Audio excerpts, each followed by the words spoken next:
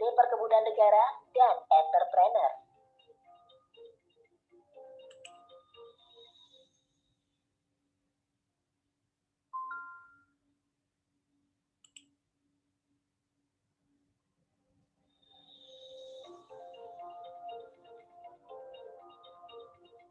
Indonesia kaya akan sumber daya alam hayati, hasil pertanian, perkebunan, peternakan, dan perikanan sangat melimpah.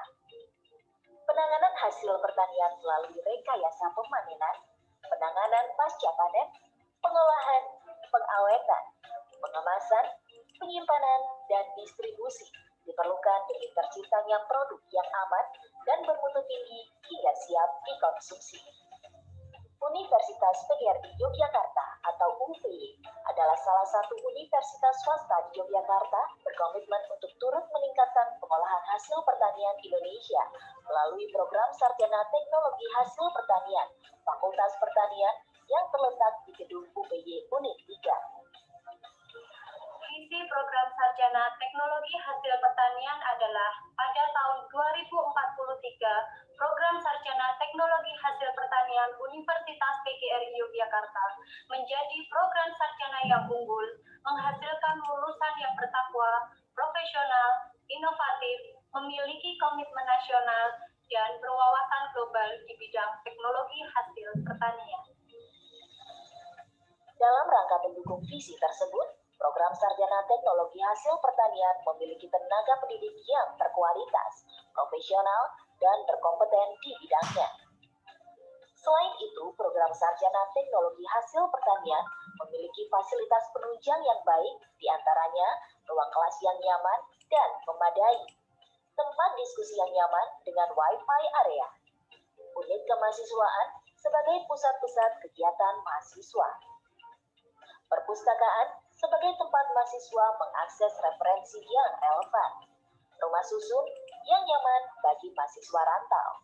Fasilitas yang paling penting pada program Sarjana Teknologi Hasil Pertanian adalah laboratorium.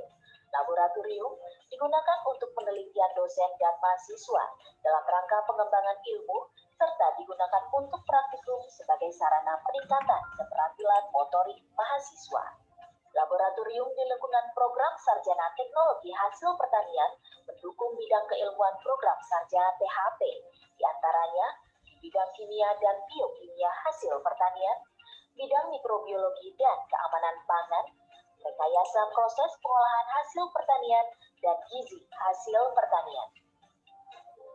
Lulusan program Sarjana THP memiliki peluang besar di dunia industri pangan, di bagian quality control, research and development, plant production inventory control, supervisor, sampai manajer produksi.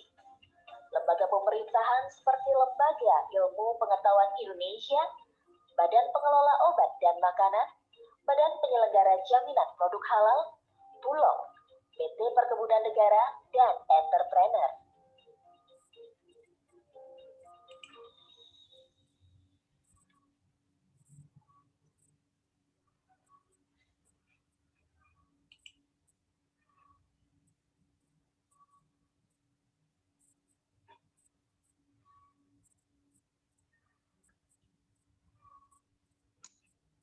Baik. Bismillahirrahmanirrahim. Assalamualaikum warahmatullahi wabarakatuh.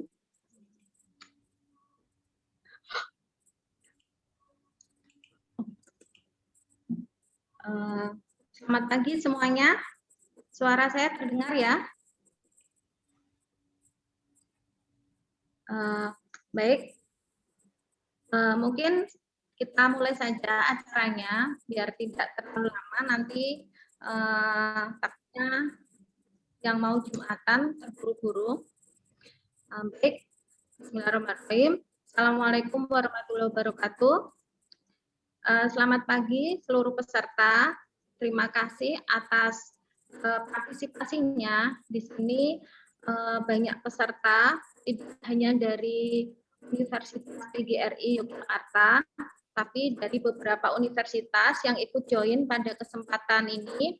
Ada dari Universitas Pendidikan Indonesia, kemudian dari Al-Azhar, kemudian ada dari Samawa, Unim juga ada, terima kasih.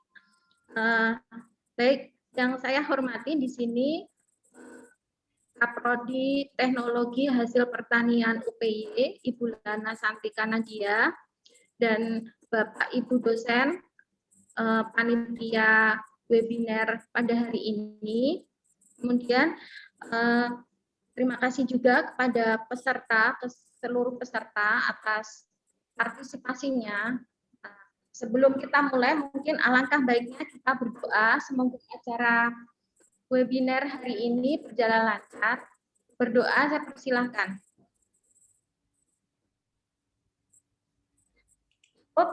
Baik, sebelumnya perkenalkan, saya Dewi Amre, dosen dari Prodi Teknologi Hasil Pertanian Universitas PGRI Yogyakarta. Pada hari ini saya akan memandu acara webinar tentang kekayaan dan manfaat teh Nusantara yang nanti akan dibawakan oleh Bapak Muhammad Iqbal. Beliau adalah peneliti dari Pusat Penelitian Teh dan Kina. Nah, Bulana mungkin bisa di-share screen.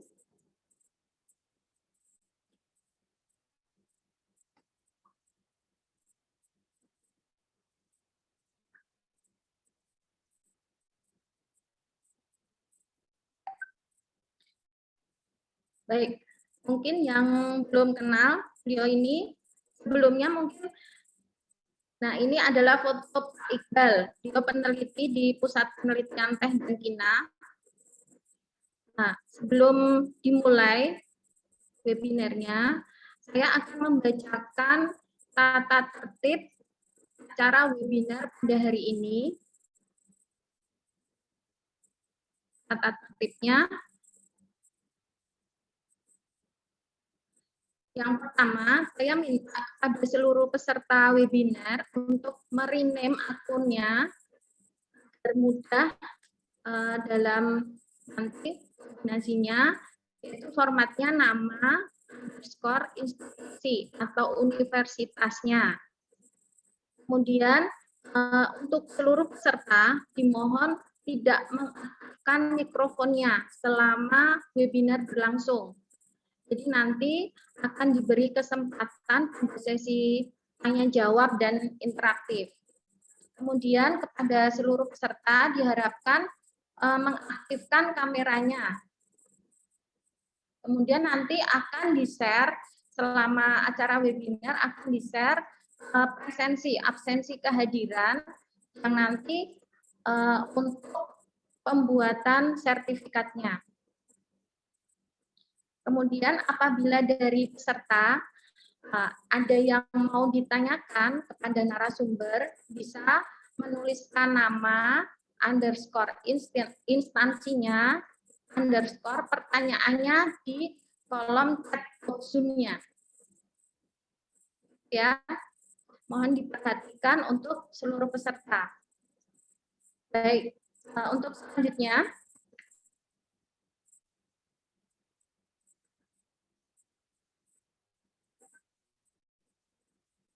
nah, untuk profil Pak Iqbal sendiri, di sini Iqbal nama lengkapnya itu Muhammad Iqbal Prawira Atmaja, STP MSc. Jadi itu adalah peneliti muda di Pusat Penelitian dan Kina, pendidikannya S2 di UGM, S1 di Brawijaya, kemudian penelitiannya memang di bidang teh, baik itu tentang teknologi proses pengolahannya, kemudian beliau juga meneliti tentang senyawa-senyawa bioaktif yang terdapat di teh, dan juga penelitian tentang diversifikasi teh. Beliau lahir di Jakarta pada tanggal 9 Maret tahun 1986. Saat ini beliau memiliki 1 orang istri dan 1 orang anak yang cantik tentunya. Nah, mungkin untuk perkenalan tentang profil Pak Iqbal, demikian. Untuk mempersingkat acaranya, mungkin Langsung saja nanti materi dari Pak Iqbal. Untuk tata tertibnya mohon diperhatikan untuk seluruh peserta. Waktu saya persilakan kepada Bapak Iqbal Prawira Atmaja. Baik, terima kasih atas kesempatan yang diberikan Ibu Moderator, Ibu Dewi Amri. Sebelumnya saya mohon maaf, ini saya tidak bisa share screen dari Zoom saya nih. Sebelumnya, Assalamualaikum warahmatullahi wabarakatuh. Yang saya hormati Dekan Fakultas Pertanian Universitas PGRI Yogyakarta, dan yang mewakili Ibu Tri Kusuma Astuti.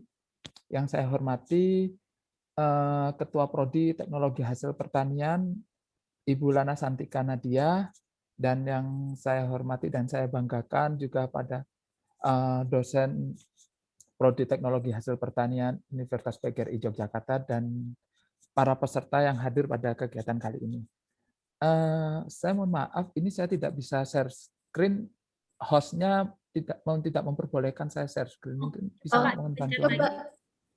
Coba di share screen, nanti di approve host. Ini belum bisa, Bu. Ini sudah saya coba. Ada tulisannya host disable ini. Coba, Pak. Belum bisa? Belum bisa, Bu. Mungkin hostnya biar bisa. Ini bisa. Oke. Baik.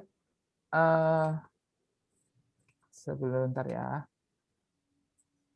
Sebentar.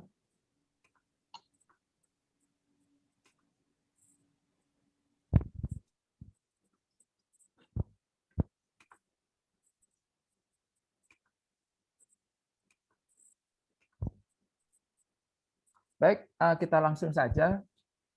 Di sini kita akan berbicara tentang sesuai topik yang dimulai adalah kekayaan dan manfaat teh Nusantara. Nah, untuk outline kali ini, presentasi kami ini kami bagi menjadi beberapa topik ya. Yang pertama tentang kita mengenal teh ya, supaya tak kenal maka tak sayang, maka kita supaya berkenalan dengan teh. Kemudian kita bagaimana teh itu dipetik dan sebelum diproduksi pastinya. Kemudian kita bagaimana cara pengolahan teh, dan yang terakhir bagaimana tentang standar mutu di teh. Nah, sebagai pendahuluan tentang teh, apakah teh itu teh cita-citata gitu ya? Karena di Jawa Barat teh itu adalah seperti manggil mbak gitu ya. Atau teh Aura Kasih, atau teh siapa ini ya? Nah, itu. Ataukah teh Dian Sastro, ataukah teh Desi Ratnasari, teh Aura Kasih gitu. Tapi ini bukan teh-teh seperti itu. Jadi teh itu kita merefernya ke sebuah tanaman Camellia sinensis. Itu yang harus kita pegang saat ini. Nah, suara saya jelas ya, dengar ya? Oke. Jadi, nah sebelumnya teh itu dari Camellia sinensis. Nah, sesuatu hal bisa disebut teh itu jika dia juga berasal dari produk turunannya Camellia sinensis. Sehingga ketika teh kemudian dilakukan proses pengolahan dan selanjutnya maka itu bisa disebut dengan teh. Nah, kenapa ada istilah teh? Itu jadi secara historis teh itu berasal memang dari Cina yang paling terkenal pertama kali gitu ya. Nah, di Cina itu ada dua istilah bahasa, di mana bahasa dari Sinitik itu menyebutnya istilahnya dengan ca, sedangkan bahasa dari daerah Minnan itu menyebutnya dengan ti. Nah, penyebarannya itu berbeda-beda. Nah, penyebaran daerah ca ini historis saja ya, supaya kita mengenal teh itu ya, yang berdasarkan karena Cina itu terkenal dengan perdagangannya dan menyebar ke seluruh dunia. Nah, penyebaran yang berdasarkan dari daratan atau biasanya jalur sutra gitu ya terkenalnya ya, itu maka produk turunannya nyebutnya ca sampai di Turki ca dan lain-lainnya. Nah, di Cina pun juga penyebarannya juga melalui laut ya. Nah, yang mulai laut itu yang itu turunannya adalah tea, sehingga ke India, Sinhala daerah India bawah itu nyebutnya tea, ke Indonesia menyebutnya teh, ke Afrika tea juga, ke Italia, Inggris nyebutnya tea. Itu jadi istilahnya kenapa di dunia ini kenapa ada yang nyebutnya cha, kalau di Jepang cha, ocha, dan di negara lain nyebutnya teh. Jadi nggak perlu perdebatkan seperti itu. Sehingga ketika kita berbicara teh daun sirsak, teh daun-daun dan apa itu adalah karena mereka cara menyeduhnya serupa dengan teh. Diseduh dengan air panas, dikeringkan, ada proses pengeringannya dan pengolahannya, dan diseduh dengan seperti cara teh. Nah, itu mengenal teh. Nah, berdasarkan klasifikasi beverage, ya minuman teh itu masuk dalam minuman non-alkohol yang memberikan stimulasi. Nah, yang memberikan stimulasi itu beverage itu atau istilahnya minuman penyegar.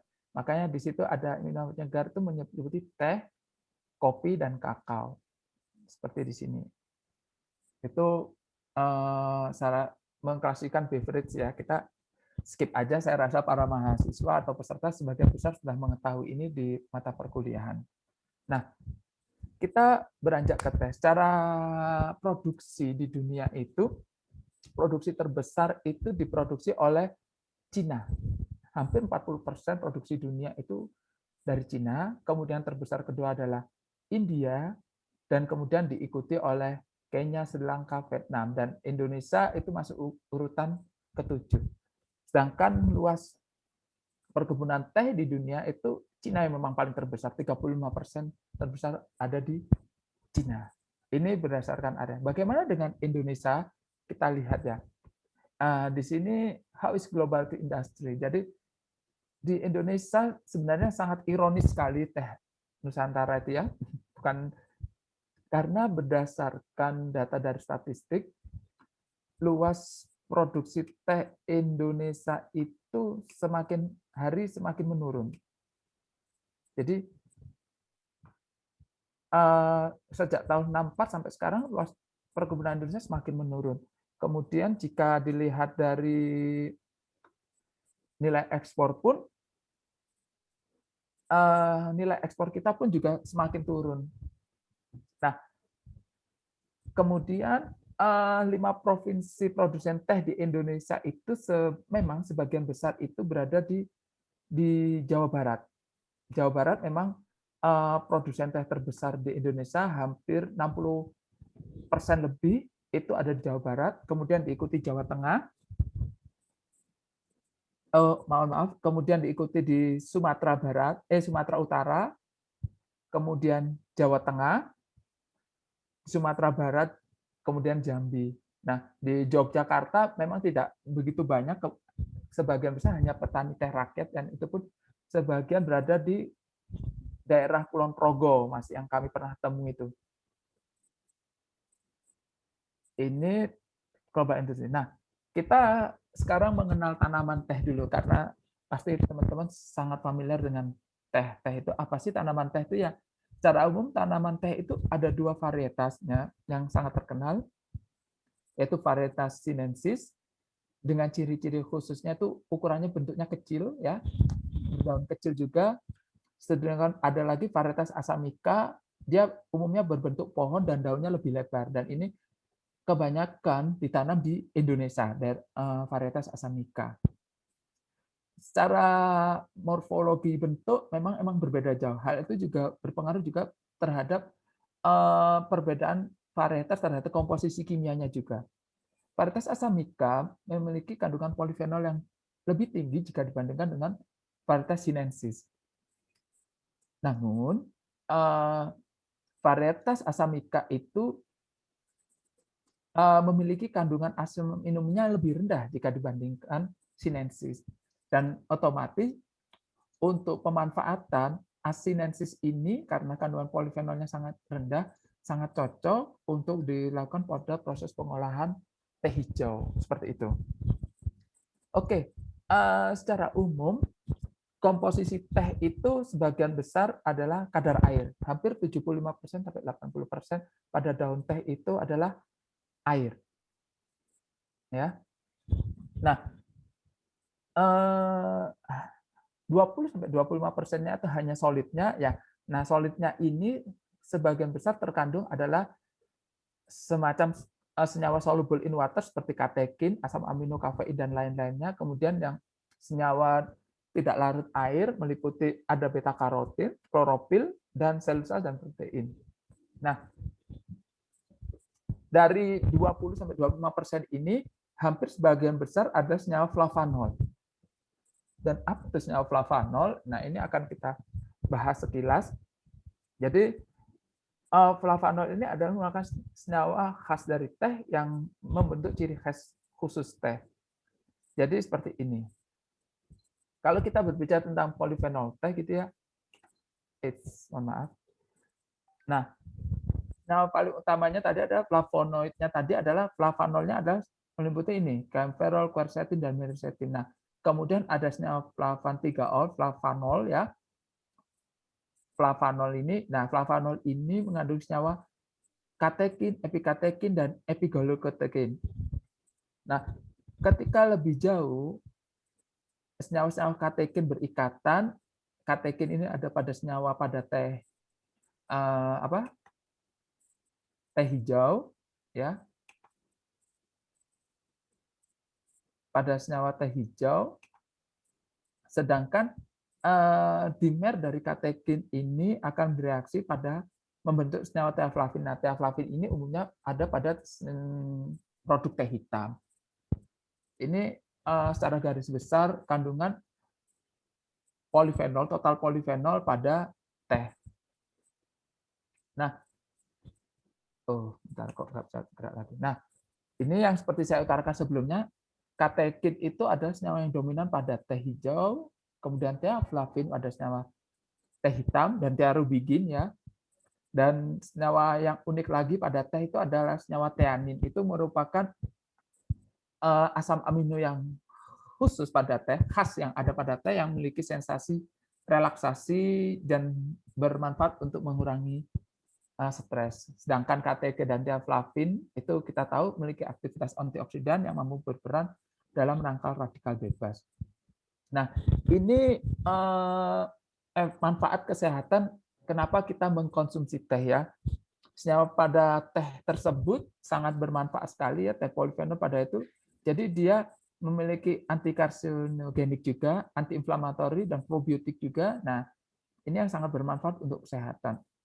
Sedangkan teanin seperti yang tadi telah saya utarakan itu efeknya memang bermanfaat untuk kesehatan juga, seperti stres, mengurangi stres, juga untuk baik kesehatan juga, cancer, terus juga untuk mental health ya, obesity. Jadi lebih merasa rileks di sininya. Ini dari phytochemical manfaat kesehatan dari teh. Nah, bagaimana kita setelah mengenal teh tadi?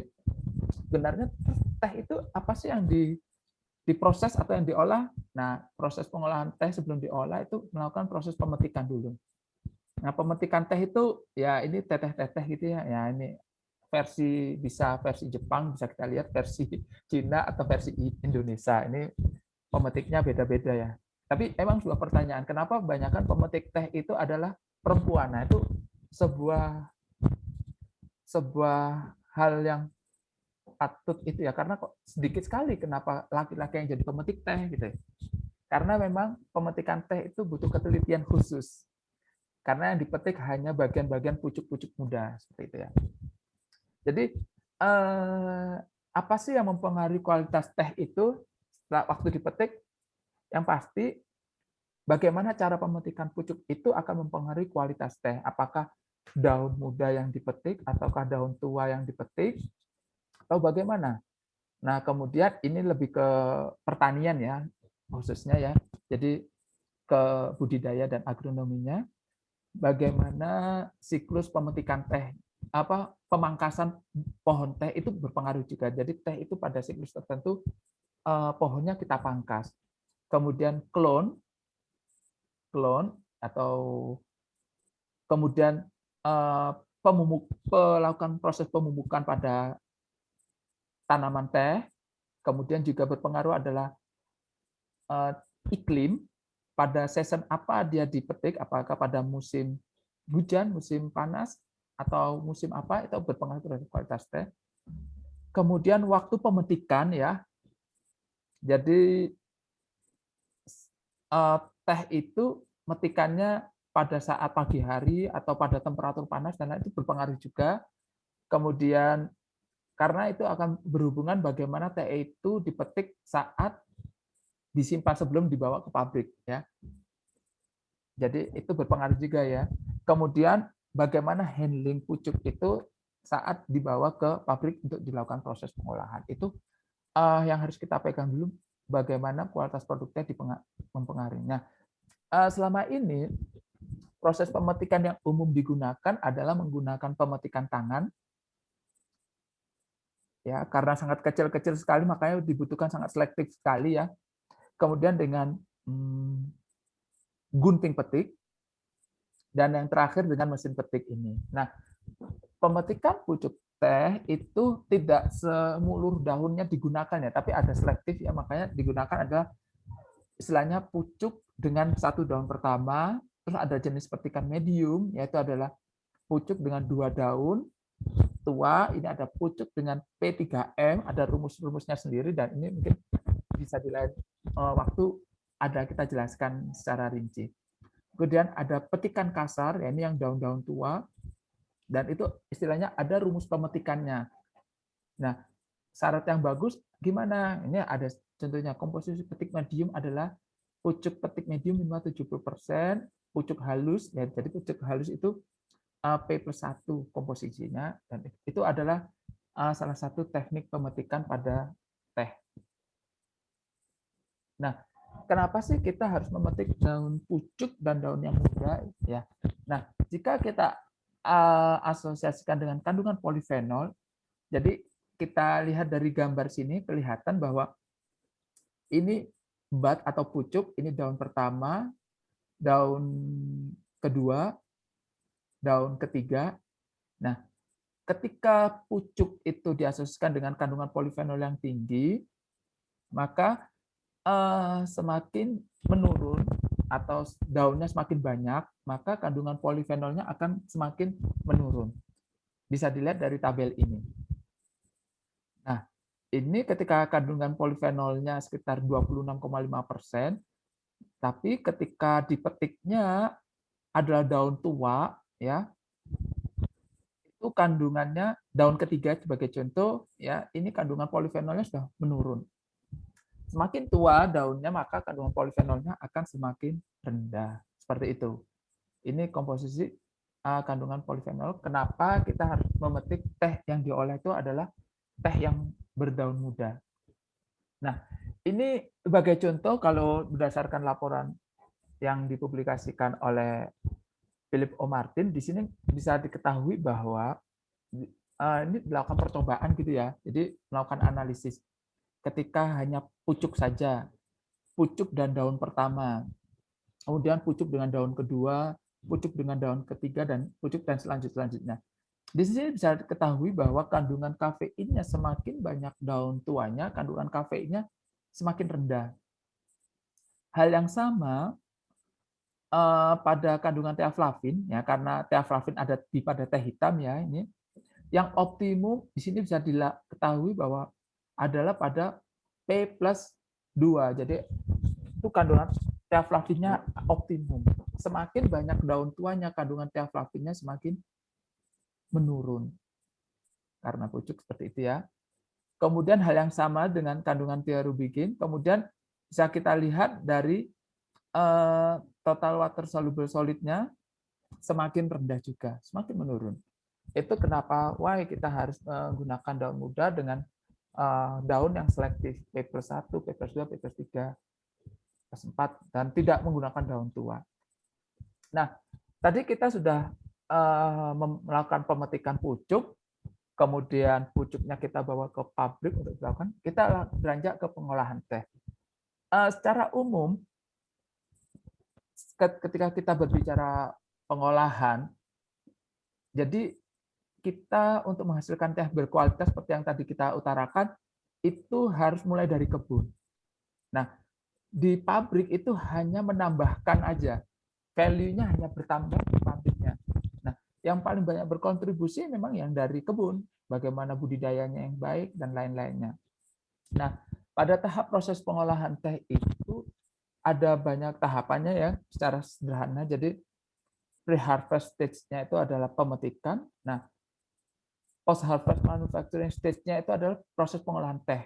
Nah, sekarang ini sudah banyak produk-produk teh pada produk turunan lainnya. Jadi di processing stage-nya itu seperti kita temui ada produk tea beverage, produk teh, roti, ada tehnya dan lainnya, hingga ada produk kosmetik itu ataupun produk farmasi dan suplemen kesehatan. Itu adalah di processing stage dari proses pengolahan teh. Nah, secara umum proses pengolahan teh itu sederhana sekali. Jadi ini adalah single origin dari produk turunan teh.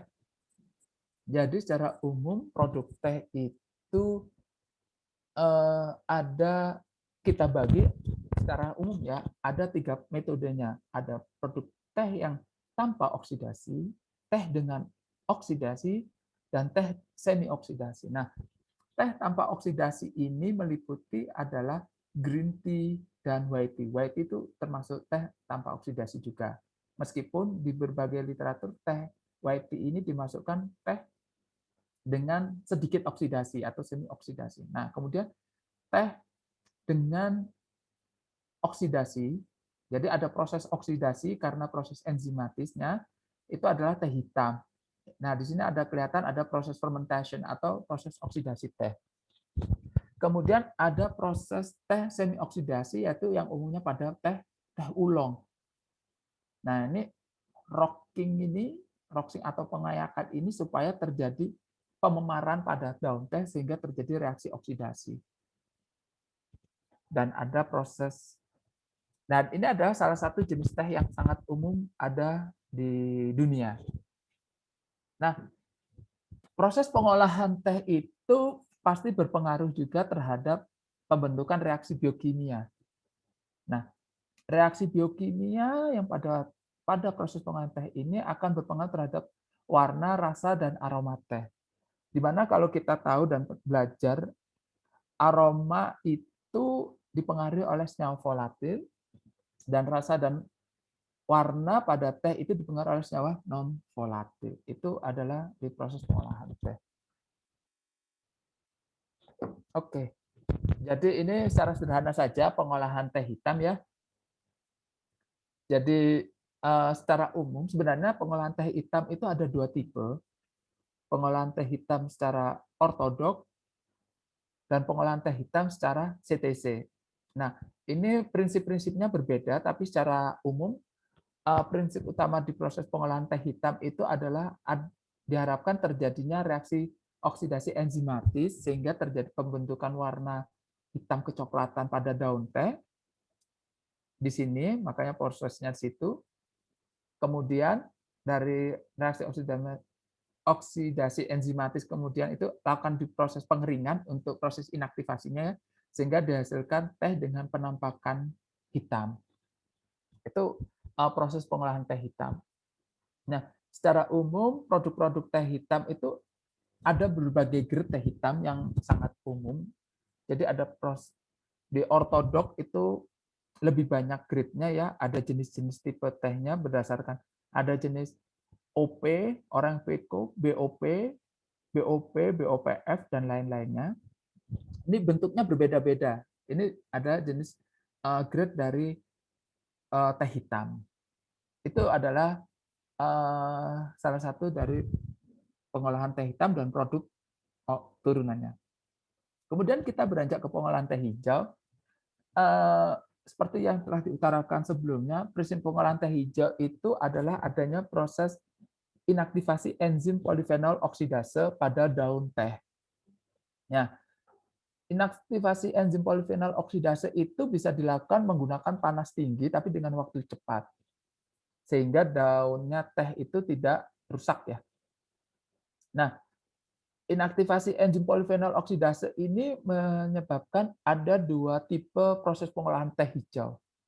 Ketika kita bermazhab, bermazhab ya, mengacu pada proses pengolahan teh hijau di Jepang itu mereka proses inaktivasi enzim polifenol oksidasenya menggunakan steam. Namun, ketika kita mengacu pada teh hijau ala Cina, mereka proses inaktivasi enzim polifenol oksidasenya menggunakan sistem panning. Jadi teh akan kontak dengan permukaan panas. Nah, di situ akan terjadi inaktivasi enzim. Nah, proses inaktivasi ini adalah tahap awal pada tahapan awal proses pengolahan teh.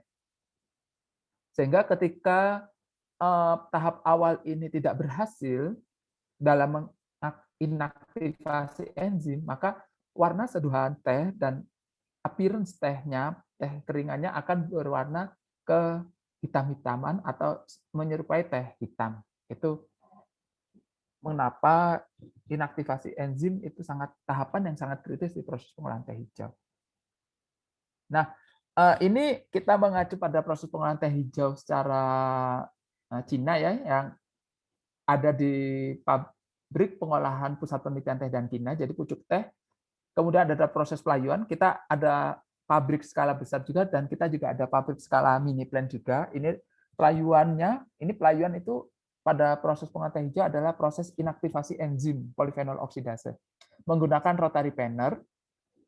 Kemudian setelah pucuk telah dilayukan, kemudian dilakukan proses penggulungan sehingga cairan pada daun teh keluar dan menghasilkan daun teh yang menggulung. Kemudian dilakukan tahapan pertama, pengeringan tahap pertama, harapannya ketika proses pelayuan tahap pertama itu tidak efektif, maka proses pengeringan 2 ini bisa efektif untuk mengaktifasi enzim tersebut. Selain itu, ini juga untuk mengurangi kadar air. Kemudian di tahap kedua, ada tahap selanjutnya ada pengeringan kedua, ini menggunakan rotary dryer. Nah, di sini teh akan dikeringkan menggunakan rotary dryer hingga menjadi produk teh hijau kering. Ini secara umum proses pengolahan teh hijau. Nah, produk teh hijau kering pun juga memiliki berbagai grade ya. Jadi secara umum grade-nya itu ada peko, jikeng, bubuk, dan tulang. Itu adalah grade teh hijau yang ada di Indonesia secara umum. Nah, ketika grade teh hijau lokal pun kemudian ada dibagi-bagi lagi gitu ya. Di Indonesia ada peko, jikeng, kempring, bubuk, dan tulang. Nah, kemudian untuk ekspor, karena yang bagus ya ini, maka ada gunpowder, cunmi, terus kemudian Xiaomi, dan lain-lainnya. Ini adalah grade teh hijau untuk ekspor. Ini dari pengolahan teh hijau.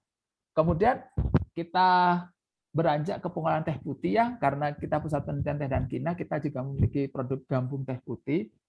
Teh putih kenapa disebut teh putih? Dan bagaimana sih cara pengolahannya kita lihat. Jadi white tea teh putih itu diproduksi secara umum dia dari pucuk teh. Nah, seperti kita tahu dari slide sebelumnya, pucuk teh itu memiliki kandungan polifenol lebih tinggi jika dibandingkan pada daun pertama, daun kedua, dan daun selanjutnya dari daun teh. Nah, ketika di pucuk teh ini sangat kecil sekali ya, Anda bisa lihat di gambar pojok kanan atas itu, pucuk teh itu sangat kecil sekali, jadi white is very expensive gitu kita bilang, karena memang pucuk teh itu sangat sedikit sekali, ketika dipetiknya pun harus manual tangan gitu, selektif.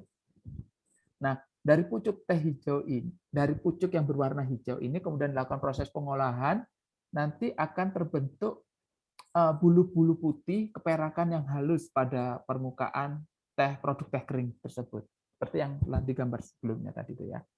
Nah, warnanya kan silver gitu ya, akhirnya keperakan dan putih.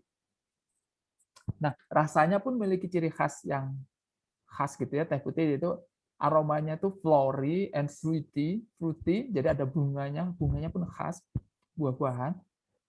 Terus rasanya segar dan enak dan kesannya manis. Jadi ketika minum teh putih walaupun tanpa gula tuh rasanya manis gitu.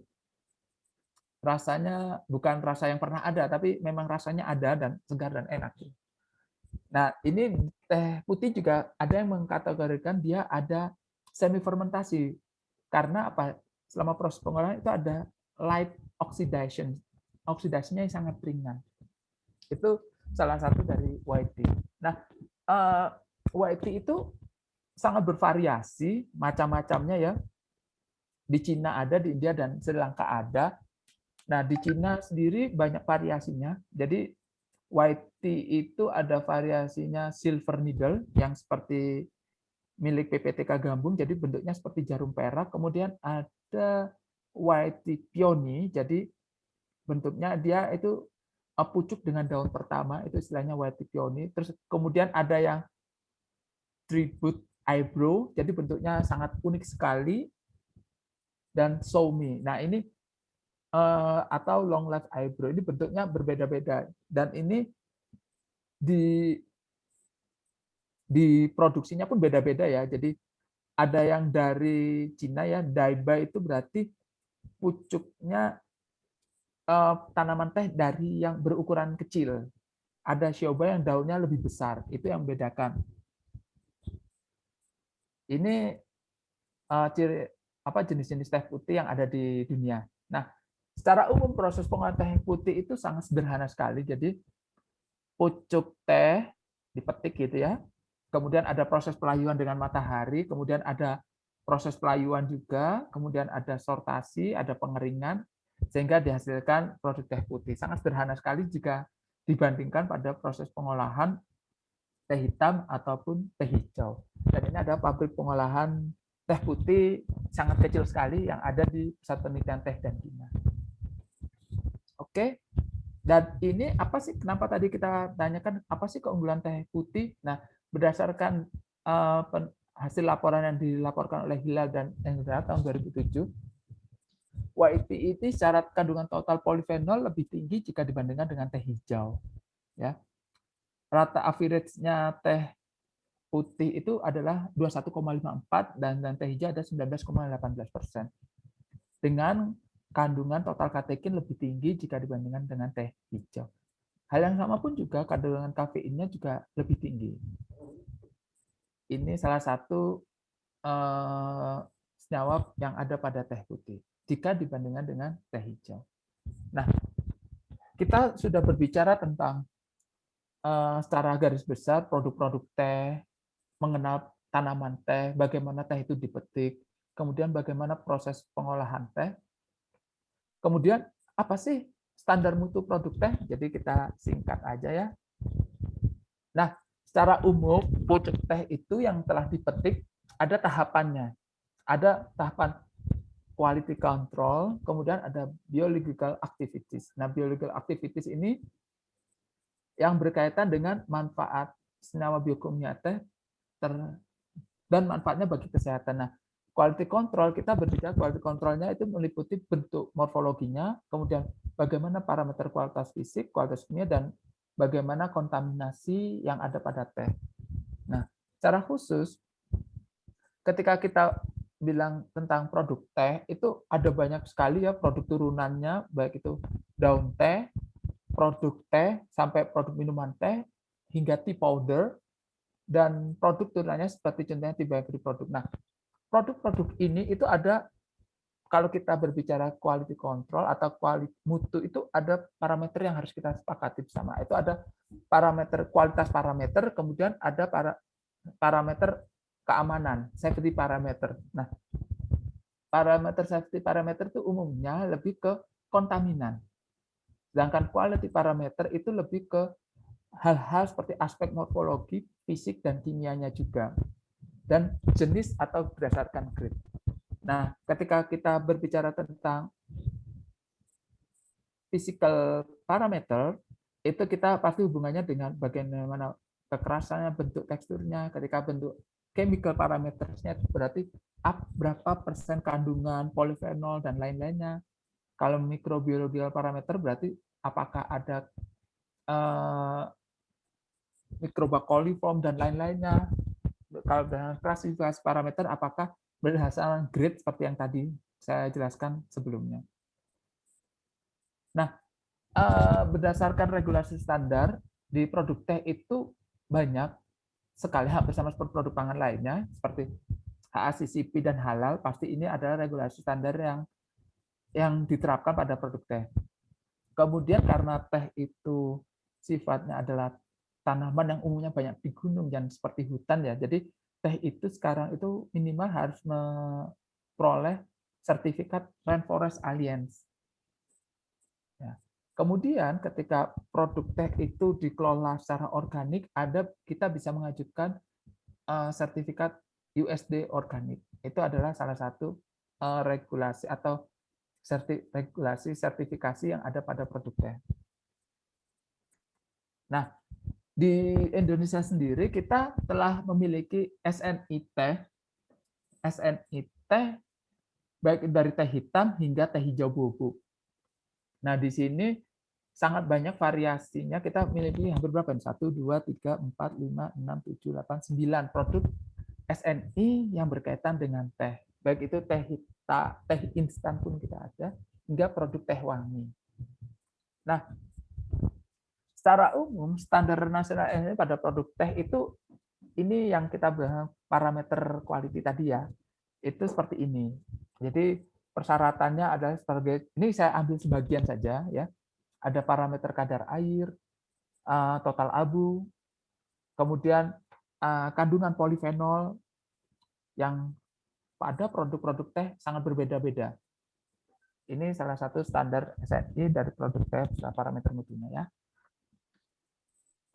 Nah, kita mengambil kasus bagaimana sih kualitas teh Indonesia ini gitu ya. Jadi dari teh hijau rakyat kita bisa lihat dari sini bahwa ketika kita melihat parameter kadar air gitu ya.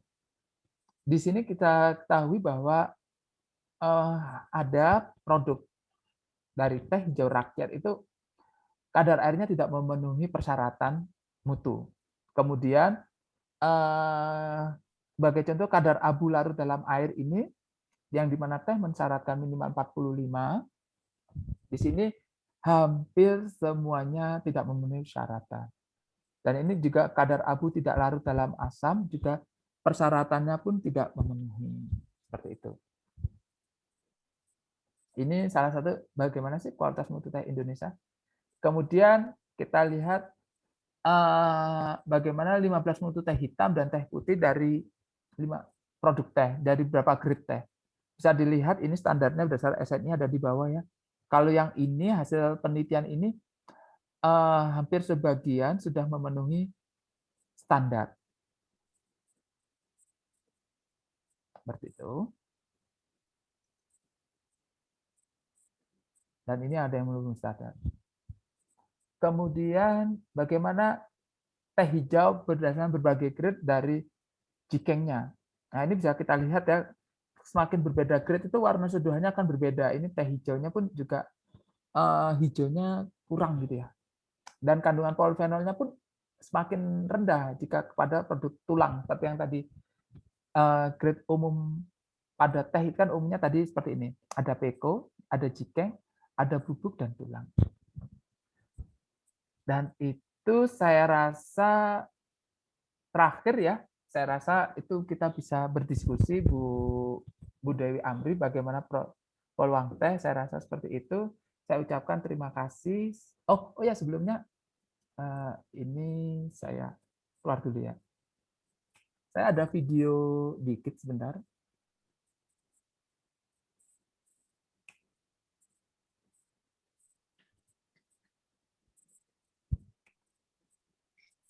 Oke, sebentar.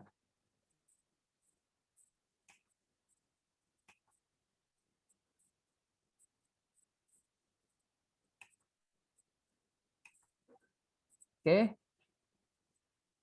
Ini salah satu profil Pusat Penelitian Teh dan Cina sebagai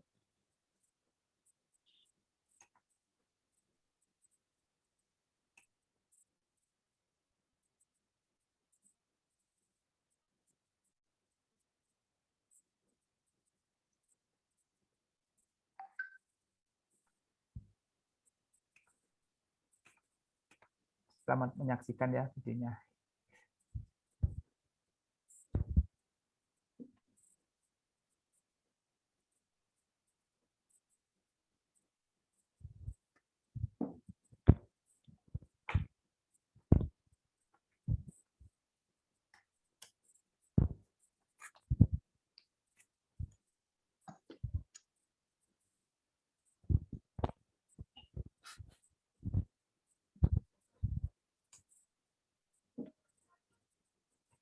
Ini adalah pengolahan teh putih.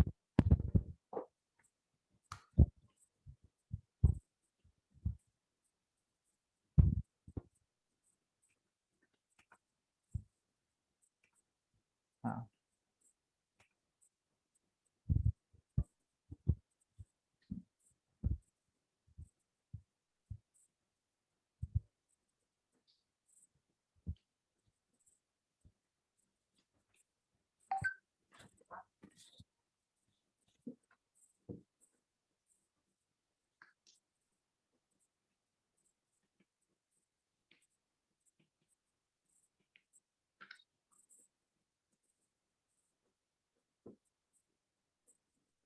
kita termasuk pusat unggulan ITEK juga, ini tahun 2017. Kemudian ini salah satu video lagi.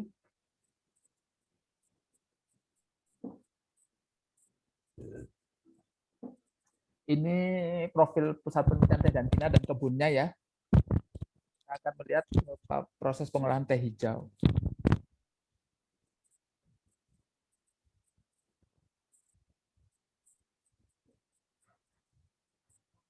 Ini kebun pusat penelitian teh dan kina.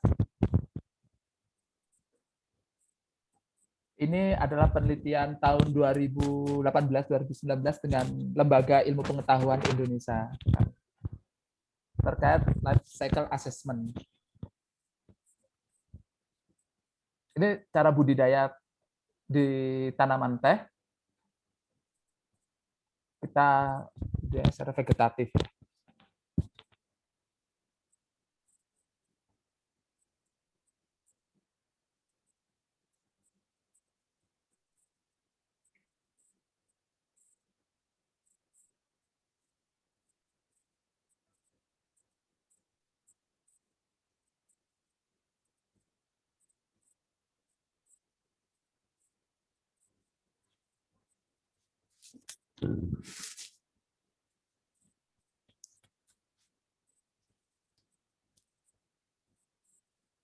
Nah, ini teh selalu dilakukan proses pemangkasan. Ini proses pemetikannya dengan tangan. Kemudian dengan maaf.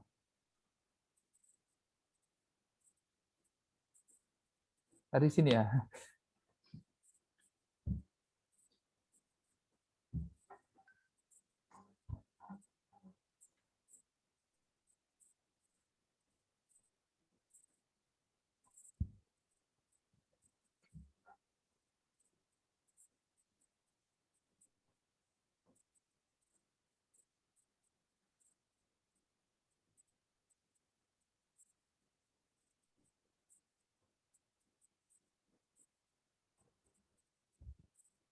Ini pengolahan teh hijau ya, secara skala besar di pabrik. Ini proses spanning, inaktivasi enzim.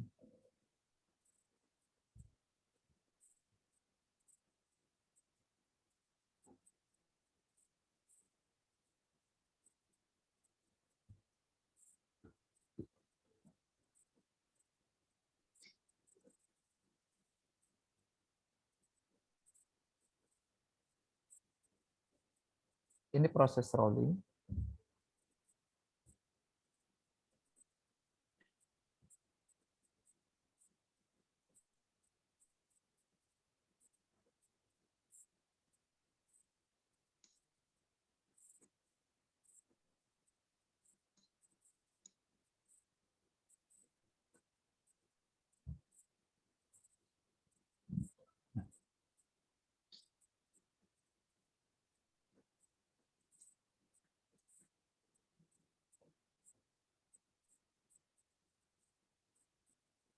Ini adalah teh hijau, produk teh hijau kering yang belum disortasi.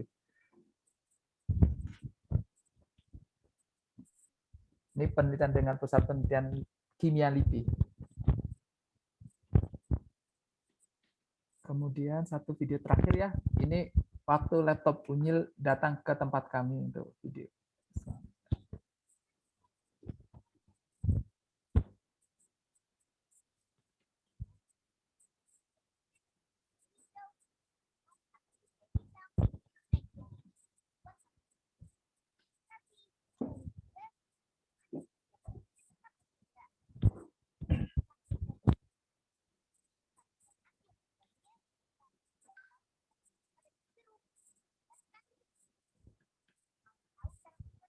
Ini pemetikan teh putih ya.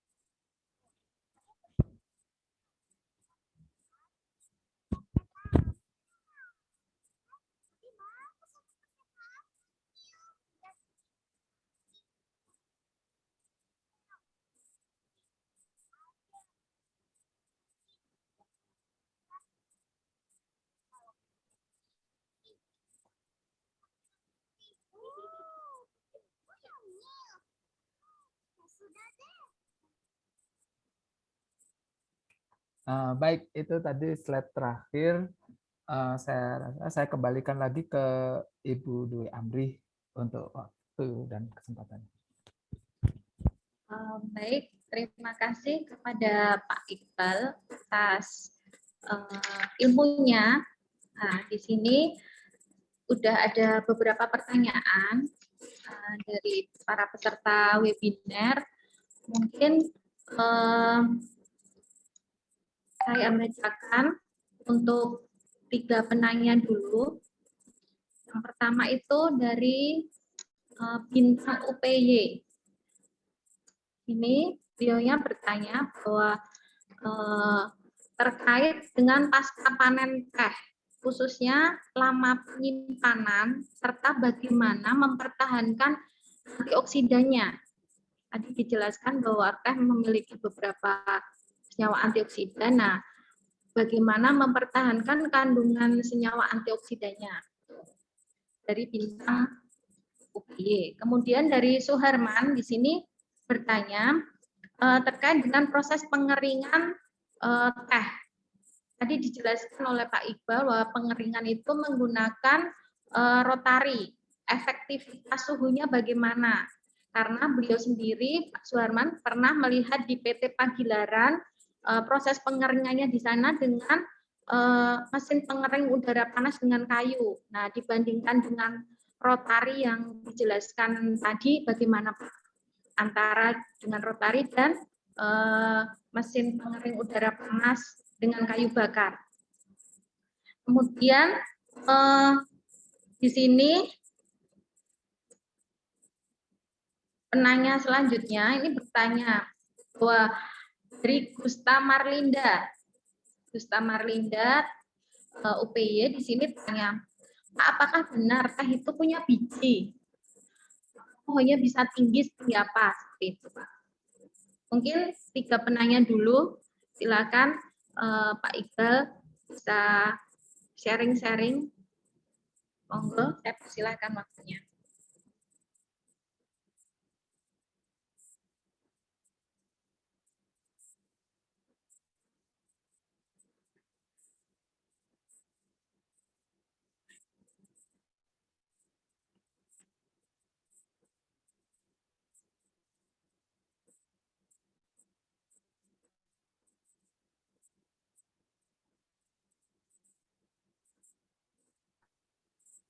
Baik, terima kasih atas kesempatan yang diberikan, Bu Dewi Amri. Pertanyaannya luar biasa dan berbobot sekali nih. Yang pertanyaan ketiga tentang apa ya? Biji, Pak, tentang biji. Teh itu ada bijinya nggak, Pak? Ada pohonnya berbiji, ada memiliki biji nggak? Oke, bagus. Karena dia pernah ke pagar alam. Ya, pertanyaannya bagus sekali ini.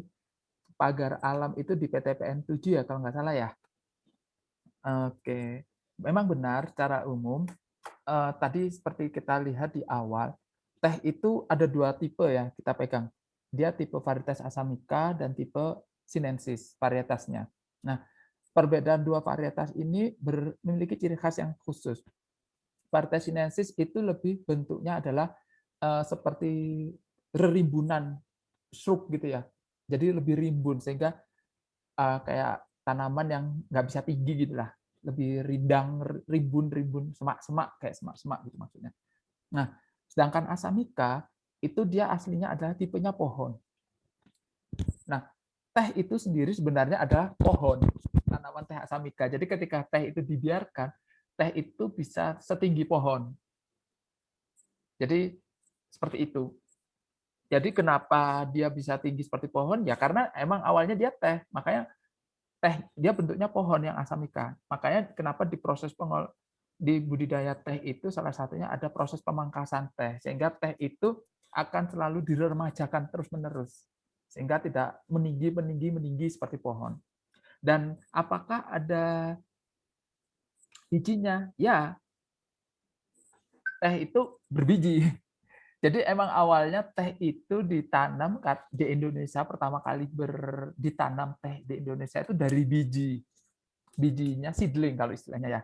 Dan dia ditanam dan itu sangat lama sekali. Nah, berkembangnya sekarang dia penanaman teh itu diperbanyak dengan secara vegetatif. Jadi seperti yang di video tadi adalah ada stakes. Stakes itu yang kemudian ditaruh di dalam polybag, kemudian ditanamkan, itu kemudian itu akan dipindah ke perkebunan teh. Nah, saya rasa itu bisa menjawab ya.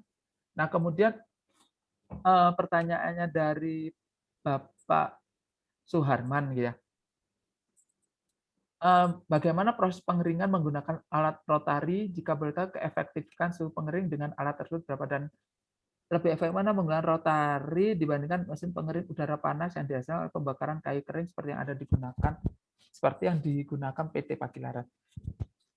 Saya belum dapat gambaran di alat pengering di PT Pagilaran itu yang bagaimana Pak ya. Setahu saya kalau ada dengan hembusan udara itu seperti proses pengolahan teh hitam, itu seperti mesinnya ECP atau VFBD. Dia menggunakan hembusan udara panas. Nah, di sini rotary panner ini kita ngelihat bentuknya dulu Pak ya, fungsi filosofis pengeringannya di rotary panner ini, rotary dryer ya. Jadi pengeringan terakhir di teh hijau ada rotary dryer atau bolti. Itu harapan filosofi utamanya adalah supaya juga terbentuk bentuk gulungan pada tehnya. Sedangkan pada teh hitam yang pakai PFBD, filosofinya ada dengan hembusan udara panas juga. Harapannya teh yang bentuknya sudah seperti halus butiran itu bisa kering dengan dihembuskan udara panas dari situ. Sama prinsipnya pengeringannya, tapi bentuk tujuan akhirnya yang diharapkan berbeda. Nah, sumber bahan panasnya sekarang memang setahu saya banyak perkebunan PTPN dan Pagilaran itu masih menggunakan kayu bakar. Tapi sekarang ini banyak perubahan pengeringannya karena kayu bakar itu ketika kadar air dari kayu bakarnya kurang memenuhi itu akan menyebabkan kerusakan pada tungku api-apiannya juga sehingga panasnya juga tidak efektif ya. Nah, ada perubahan penggunaan menggunakan wood pellet salah satunya. Kemudian kami di pabrik pusat penelitian teh dan kina itu menggunakan wood pellet dan juga gas. Dan di berbagai pabrik yang kami ketahui ada menggunakan uap panas. Jadi ada boiler dari batu bara untuk uap panas. Uap panasnya itu digunakan untuk pengeringan juga. Seperti itu.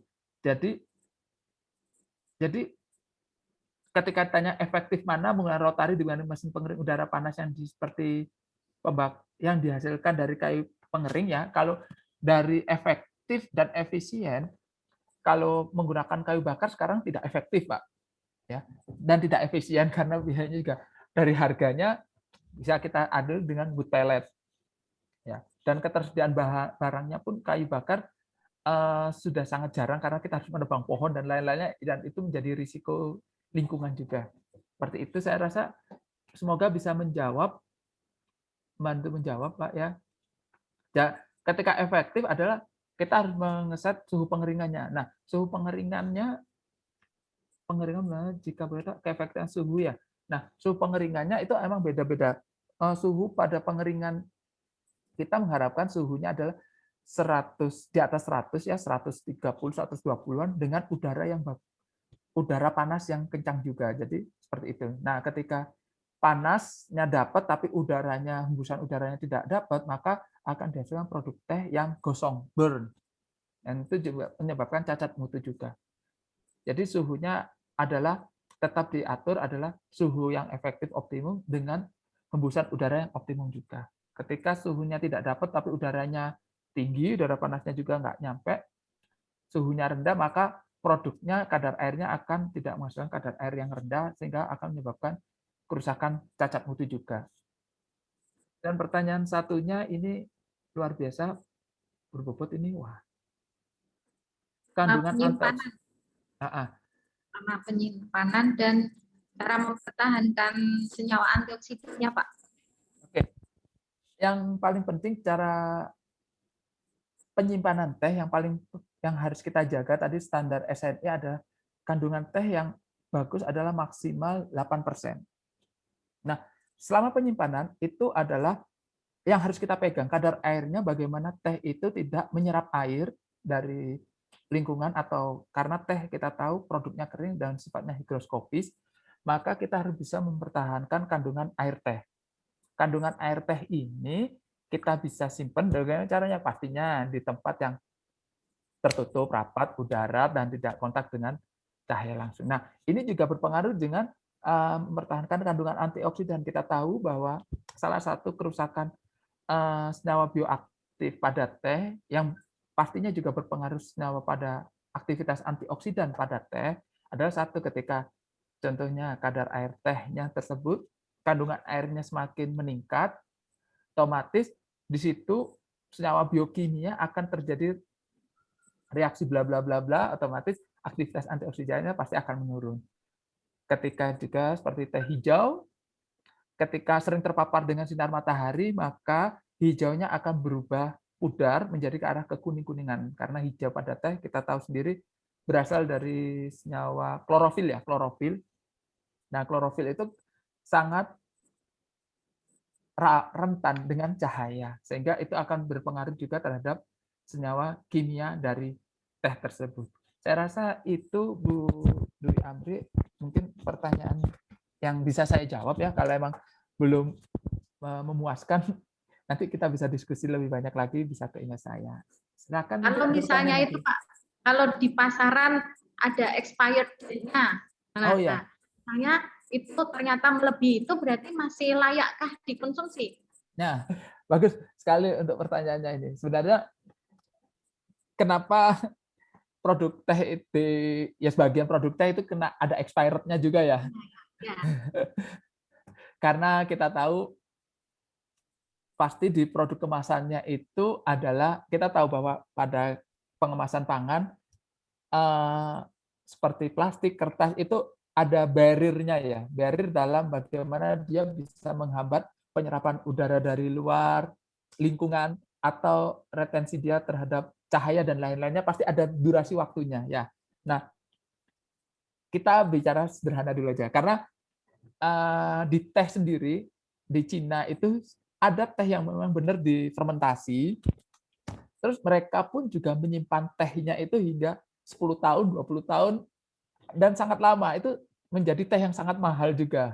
Ada seperti itu, namanya brick tea, pu'er tea, raw tea, itu teh yang mereka benar-benar sudah jadi terus disimpan sengaja hingga 5 tahun, 10 tahun, dan itu harganya akan menjadi lebih mahal.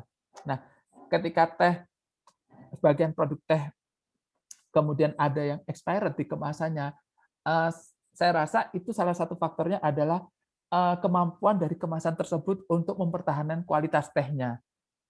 Jadi ketika kemasan tehnya atau yang dibungkus dengan kertas yang biasa seperti teh-teh yang ada di Jawa Tengah itu kan sebanyaknya teh cap botol, teh cah buatan kan kemasan biasa. Ada yang teh yang dengan kemasan plastik. Nah, itu kan kemasan-kemasan tersebut saya rasa memiliki umur simpan yang kemampuan dalam menghambat aktivitas menghambatnya itu tidak abadi gitu ya, karena namanya nggak ada yang abadi, sehingga ketika ada waktu expired itu dikarenakan salah satu faktornya ya adalah kemasan tersebut sudah hilang kemampuannya untuk mempertahankan mutu dari teh. Seperti itu, saya rasa seperti itu. Namun saya juga di rumah ada teh yang saya simpennya tempat tertutup kering, ya lumayan lama ya, sekarang masih saya minum enak, tambah enak-enak aja gitu ya. Jadi saya selalu pindah kemasan lagi gitu ya. Seperti itu. Oh ya. Mungkin cara penyimpanannya begitu ya Pak. Ya, kalau penyimpanannya baik, insya Allah tehnya tahan lama. Ya. Baik. Sini ada pertanyaan lagi Pak dari Adi UPY. di sini bertanya terkait dengan teh poci, Pak. Jadi kalau biasanya kita dengar poci atau tembikar yang dari tanah liat, nah apakah kita menyeduh teh dengan tanah liat itu mempengaruhi kandungan senyawa tehnya? Jadi kan biasanya image-nya itu kalau kita mengkonsumsi teh poci itu jadi harganya lebih tinggi, kelasnya premium seperti itu. Nah, yang ditanyakan apakah pengaruh dengan senyawanya, senyawa yang terdapat di teh itu. Jika diseduh dengan menggunakan tembikar tanah liat atau poci seperti itu. Kemudian dari Adius Kusnam di sini bertanya terkait perbedaan dihasilkan dari PTPN dan yang komersil di pasaran. Itu ada perbedaan dari tehnya, kualitas tehnya seperti apa? Apakah ada perbedaannya? Kemudian satu lagi pertanyaan dari Kintan. Di sini apakah di PTPN limbah dari teh juga diolah untuk dimanfaatkan? Jadi terkait dengan pemanfaatan limbah tehnya, Pak. Begitu. Mungkin 3 pertanyaan itu, Pak. Mohon kalau bisa dijelaskan. Terima kasih atas pertanyaannya. Ini pertanyaannya bagus sekali dari saudara Adi ya, tentang teh poci itu ya. Ya.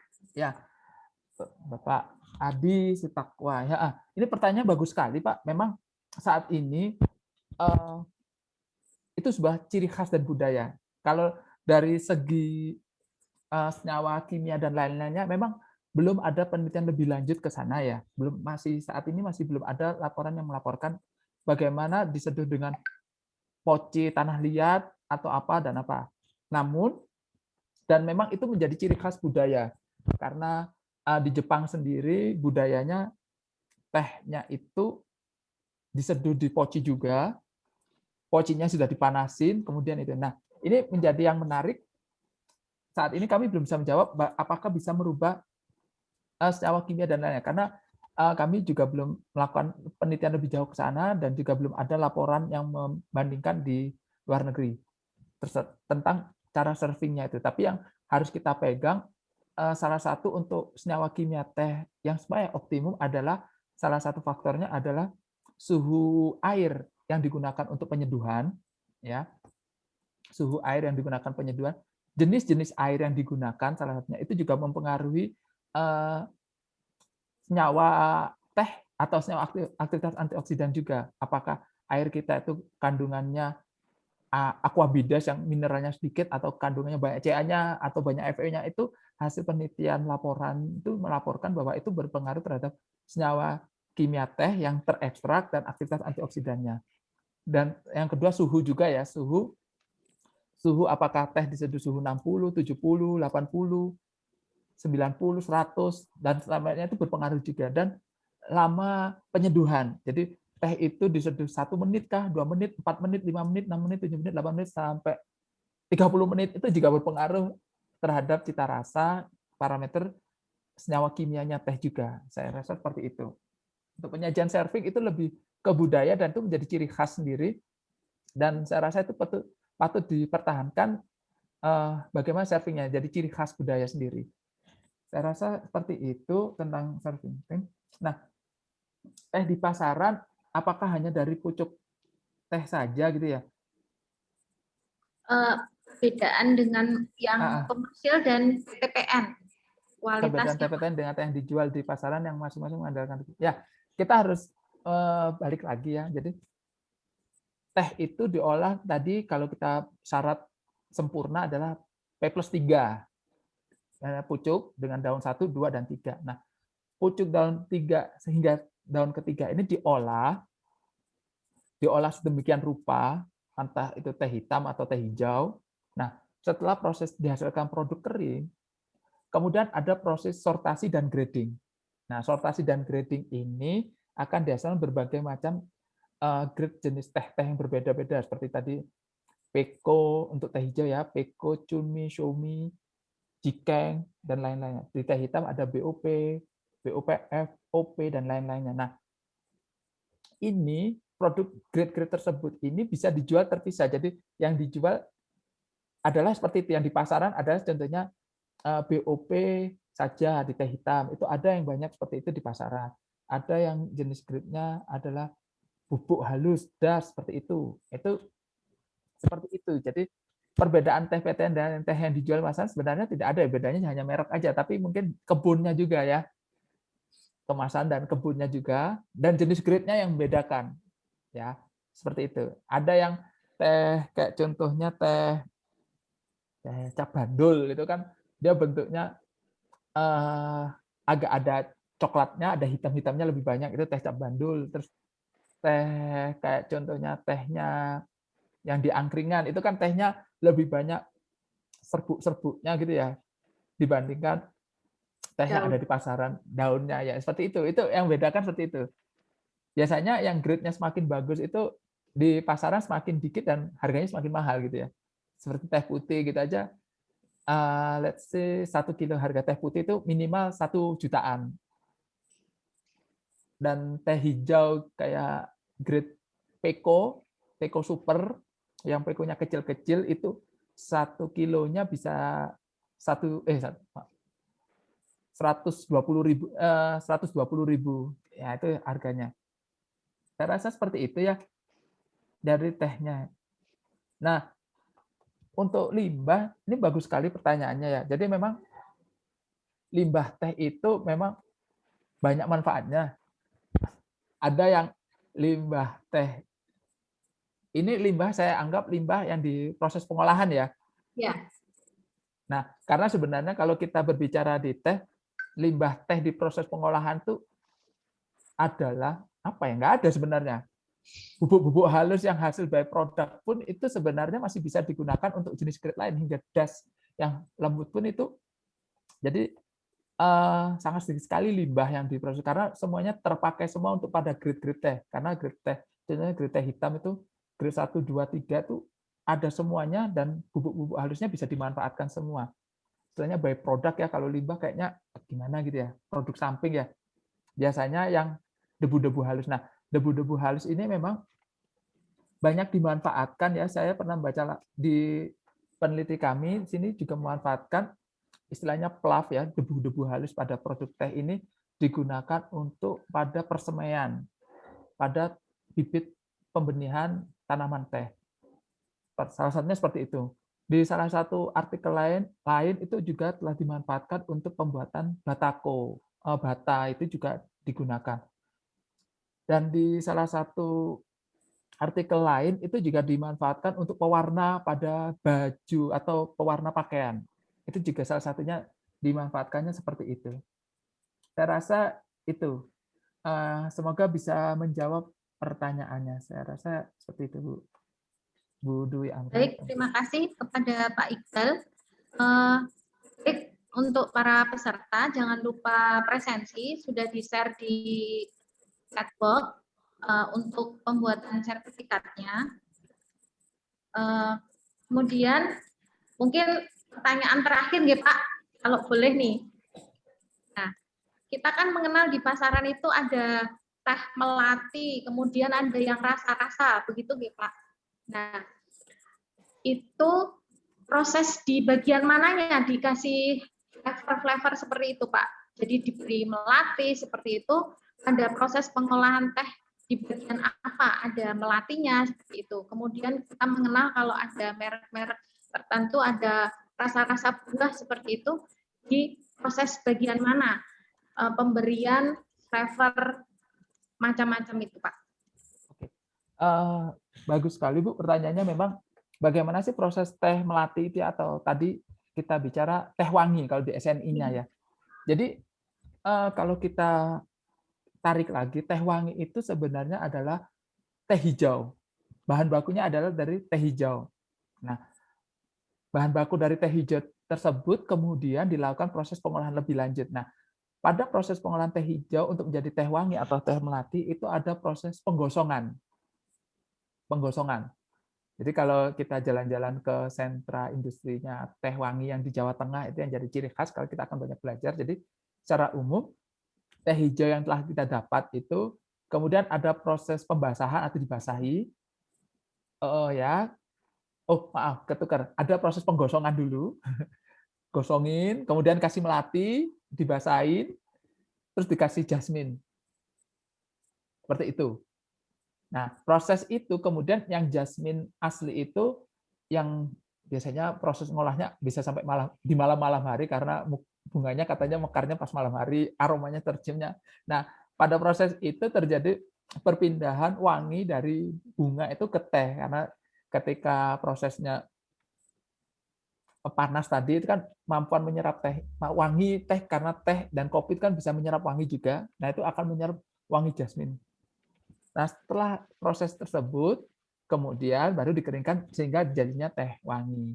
Teh atau teh melati. Teh melati memang sangat ikonik ya, di Cina pun teh melati pun sangat khas juga warnanya dan gosong banget. Dan di Indonesia sangat-sangat nikmat sekali teh wangi itu, apalagi dengan nasgitelnya gitu ya. Itu salah satu mungkin tidak bisa menjawab secara detail, tapi secara garis besar seperti itu proses pengolahan teh wangi. Kemudian pertanyaan selanjutnya, bagaimana? Nah, jadi di teh itu ada aliran selanjutnya gitu ya. Ya apalagi yang sedang tren di zaman-zaman sekarang ini ada tea blending. Tea blending itu adalah jadi mohon maaf sebelum kita bicara. Jadi pemberian aroma melati pada teh itu bisa secara artifisial ya. Jadi menggunakan pewangi dari bahan sintesis kimia yang alami atau menggunakan memang sumber-sumbernya yang alami seperti dengan jasmin tadi. Nah, prosesnya dengan seperti itu bisa dengan pemanasan tersebut kemudian disemprotkan pewanginya tersebut hingga nyerap kemudian dilakukan proses pembasahan, pengeringan lagi. Nah, kemudian yang sekarang itu ada yang memang ngetren juga itu yang teh dengan rasa-rasa khas, apalagi warnanya yang artisan fragrance dengan tambahan fragrance aroma itu.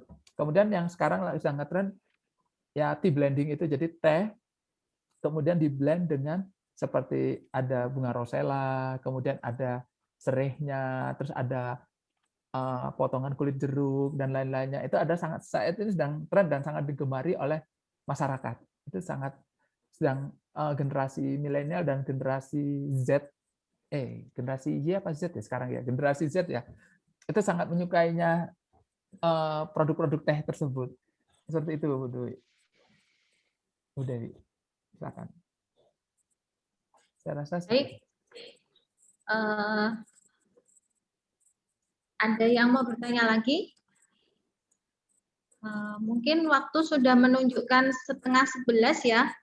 Ternyata sudah 1,5 jam kita bersama Pak Iqbal tentang teh. Jadi ternyata teh di Indonesia itu ada bermacam-macam. Ada yang tadi sudah dijelaskan oleh Pak Iqbal, kita mengenal ada teh hitam, teh hijau, kemudian ada teh putih. Yang membuat itu berbeda itu proses pengolahannya. Jadi kemudian ujung daun tehnya juga mempengaruhi kualitas dari teh tersebut. Baik, mungkin sebelum kita akhiri, sebaiknya di-on-kan untuk videonya, kita foto bersama, nanti akan dipimpin oleh Ibu Lana untuk pengambilan fotonya. Ya, Bu Lana. Oke. Mohon dinyalakan kameranya dulu ya. Kita foto bersama terlebih dahulu. Ini ada dua halaman, jadi nanti 2 kali untuk halaman pertama dulu. Oke, 1, 2, 3. Selanjutnya yang halaman kedua.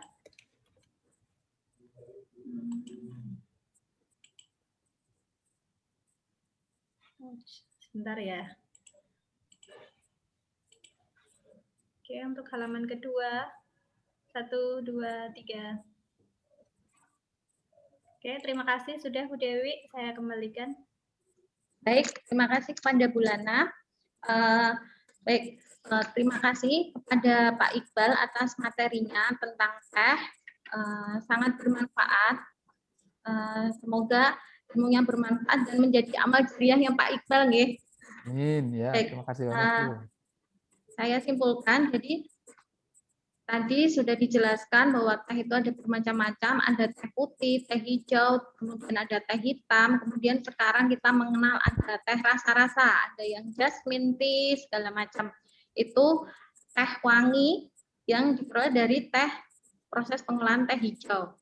Itu. Jadi untuk menghasilkan teh yang berkualitas itu tidak hanya dari prosesnya, tapi juga dipengaruhi oleh pucuk daunnya. Jadi makin pucuk, jadi hanya pucuknya saja, itu kandungan senyawa antioksidannya semakin tinggi. Jadi teh putih senyawa antioksidannya paling tinggi dibandingkan teh-teh yang lain, sehingga harganya pun jauh lebih tinggi dibandingkan teh hijau maupun teh hitam. Nah, mungkin demikian acara webinar hari ini tentang kekayaan dan manfaat teh Nusantara. Untuk sertifikatnya akan dikirimkan ke email seluruh peserta. Jika ada yang belum menerima, segera menghubungi panitia. Baik, saya tutup. Terima kasih. Wassalamualaikum warahmatullahi wabarakatuh. Sama materi juga dibarengkan dengan e-sertifikat, nggih. Ya. Terima kasih Pak Iqbal.